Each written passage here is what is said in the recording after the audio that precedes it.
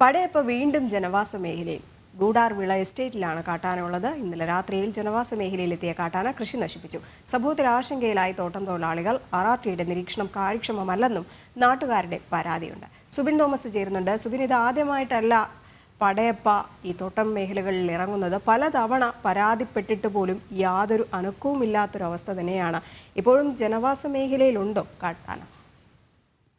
പടയപ്പ ഇപ്പോഴും ജനവാസ മേഖലയിൽ തന്നെ തുടരുന്ന ഒരു സാഹചര്യമാണുള്ളത്. കഴിഞ്ഞ ഏതാനും ദിവസങ്ങളായി ഈ ജനവാസ മേഖലയിലും അതുപോലെ തന്നെ തോട്ടം മേഖലയിലും എല്ലാം തന്നെ ആന തുടരുന്ന ഒരു സാഹചര്യം. അതുകൊണ്ട് തന്നെ വലിയ രീതിയിലുള്ള ഒരു ആശങ്ക ഈ മേഖലയിൽ ഉടലെടുത്തിട്ടുമുണ്ട്. ആന ഇപ്പോൾ ഒരു അക്രമാസക്തനാകുന്ന ഒരു സാഹചര്യം പലപ്പോഴും ഉടലെടുത്തിട്ടുമുണ്ട്. നിലവിൽ ഇന്ന് പടയപ്പയുള്ളത് ഗുണ്ടാർവിള എസ്റ്റേറ്റിലാണ്. ഇന്നലെ രാത്രിയിൽ ഈ ജനവാസ മേഖലയോടടുത്ത് കാട്ടാനെത്തുകയും കൃഷി നശിപ്പിക്കുകയും ചെയ്തിരുന്നു. ഇതിനുശേഷം ആന നിലവിൽ ഇപ്പോൾ തോട്ടത്തിനുള്ളിലേക്ക് തേയിലത്തോട്ടത്തിനുള്ളിൽ നിലയുറപ്പിച്ചിരിക്കുന്ന ഒരു സാഹചര്യമാണ്. ഇതുകൊണ്ട് തന്നെ തോട്ടം തൊഴിലാളികൾക്ക് തൊഴിലെടുക്കാൻ കഴിയാത്ത ഒരു സ്ഥിതിവിശേഷവും ഇവിടെ ഉടലെടുത്തിട്ടുണ്ട്. അതേസമയം ഈ ആഴ്ചയുടെ നിരീക്ഷണം കാര്യക്ഷമമല്ലെന്നാണ് നാട്ടുകാരുടെ പ്രധാന പരാതി. നമുക്കറിയാം, ഏകദേശം ഒരു 3 മാസങ്ങൾക്ക് മുമ്പ് ഒരു സ്പെഷ്യൽ RRT ടീമിനെ ഈ പടയപ്പയെ നിരീക്ഷിക്കുന്നതിന് വേണ്ടി തന്നെ നിയോഗിച്ചിരുന്നു. പക്ഷേ ഈ RRT സംഘത്തിന്റെ പ്രവർത്തനവും അത്ര കാര്യക്ഷമവും പലപ്പോഴും ജനവാസ മേഖലയിൽ ആന എത്തിക്കഴിഞ്ഞു ഇത്തരത്തിൽ വ്യാപക നാശനഷ്ടങ്ങൾ ഉണ്ടാക്കി കഴിഞ്ഞു പോലും ഈ RRT സംഘത്തിന്റെ പ്രവർത്തനം അവിടെ ലഭിക്കുന്നുള്ളൊരു ആക്ഷേപമാണ് നാട്ടുകാർ മുമ്പോട്ട് വയ്ക്കുന്നത്. എന്തായാലും